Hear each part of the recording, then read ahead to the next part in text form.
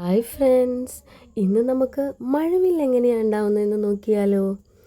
അന്തരീക്ഷത്തിലെ ജലകണികകളിൽ പതിക്കുന്ന സൂര്യപ്രകാശത്തിന് അപവർത്തനം, പ്രതിഫലനം, പ്രകീർണനം എന്നിവ സംഭവിക്കുമ്പോഴാണ് മഴവില്ല് ഉണ്ടാകുന്നത്.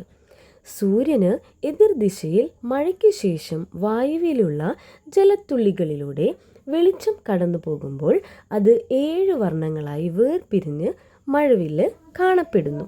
ഇനി ഏതൊക്കെ പ്രക്രിയയിലൂടെയാണ് മഴവില്ലുണ്ടാകുന്നതെന്ന് നോക്കിയാലോ. അപവർത്തനം എന്നാൽ സൂര്യപ്രകാശം ജലത്തുള്ളിയിലേക്ക് പ്രവേശിക്കുമ്പോൾ അതിൻ്റെ വേഗത കുറയുകയും വളയുകയും ചെയ്യുന്നു. പ്രതിഫലനം എന്നാൽ തുള്ളിക്കുള്ളിൽ വെളിച്ചം പ്രതിഫലിച്ച് പിന്നിലേക്ക് വരുന്നു. അടുത്തത് പ്രകീർണനം എന്നാൽ വെള്ളത്തുള്ളി പ്രകാശത്തെ 7 നിറങ്ങളായി വേർതിരിക്കുന്നു. 7 നിറങ്ങളാണ് ചുവപ്പ്, ഓറഞ്ച്, മഞ്ഞ, പച്ച, നീല, ഇൻഡിഗോ. രാവിലെയോ വൈകിട്ടോ സൂര്യന് എതിർദിശയിലാണ് മഴവില്ല് ദൃശ്യമാവുക. സാധാരണ വില്ല് പോലെ കാണപ്പെടുന്നുവെങ്കിലും ഉയർന്ന സ്ഥലങ്ങളിൽ നിന്ന് നോക്കുമ്പോൾ ഇത് പൂർണ്ണവൃത്തമായി കാണാം. എല്ലാവർക്കും ഈ വീഡിയോ ഇഷ്ടമായെന്ന് വിചാരിക്കുന്നു.